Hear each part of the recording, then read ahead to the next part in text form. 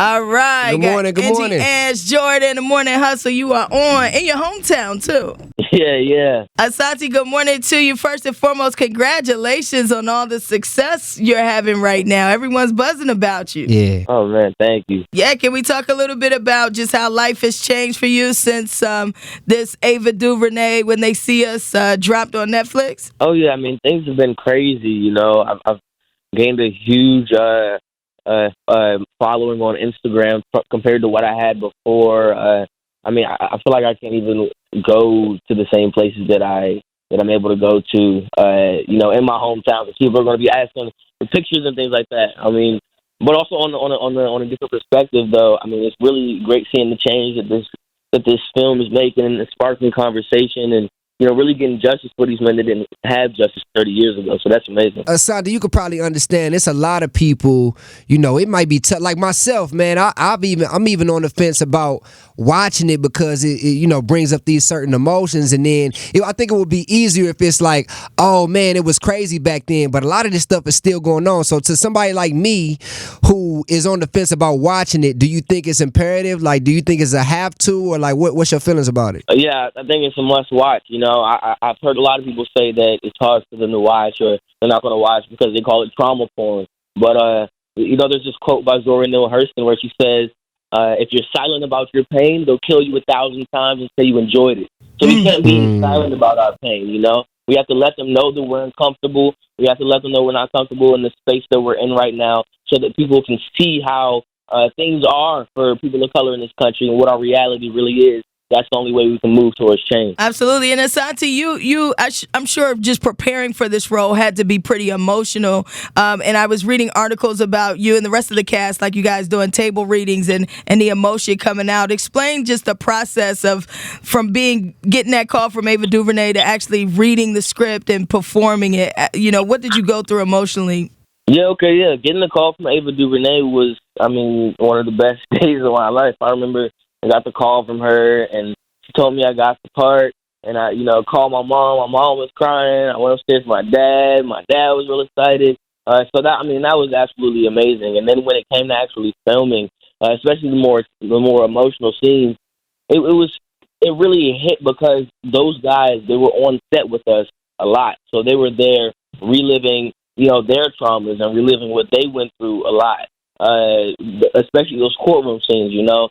Kevin was actually there the day that I had to reenact his courtroom scene. And it was really emotional for me to be able to kind of look him in the face and say, wow, you really had to go through this.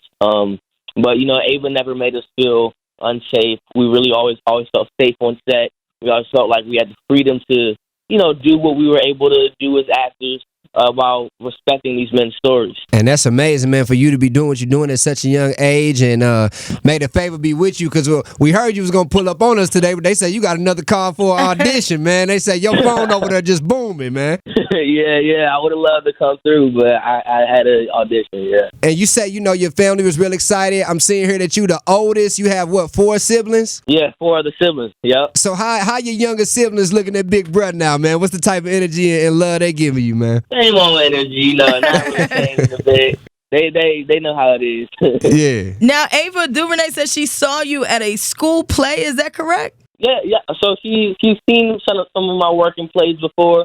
But then I really took the initiative to kind of audition and finish my agent, and that's where I started auditioning seriously for her. Got it. So what would you say to any aspiring actors or actresses out there that, you know, they want to get their big break? We were just talking about how a young lady paid $2,000 for a big billboard. Thank you. A big billboard asking Tyler Perry to pick her for a film, and he reposted it and said, yo, this is not the way. Like, auditions are free. Do it the right way. So a lot of times, like, people are anxious. They want to get on TV, or they want to get into these opportunities, but don't necessarily know how. Yeah, I mean, I said there's no shortcuts. You really got to be committed and put in work every single day to honing your craft and to learning from the greats. And, you know, that doesn't even mean like literally going to the greats and asking them for advice, but we have movies available to us.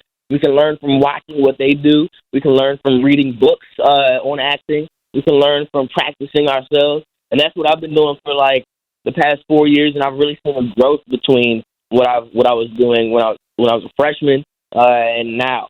So if you really focus in and are really able to hone your craft and are really able to see the difference, then things will start opening up for you. So I know you said when you was a freshman. So what does this mean now for you in school, man? Like, are they pulling you out? I know it's summertime now, but they already have plans laid out for that? Because I'm pretty sure your parents, still are on you about the education and making sure you graduate and whatnot, right? Yeah, so I actually just graduated from North Point High School. Oh, my man, congratulations, my brother. Thank you.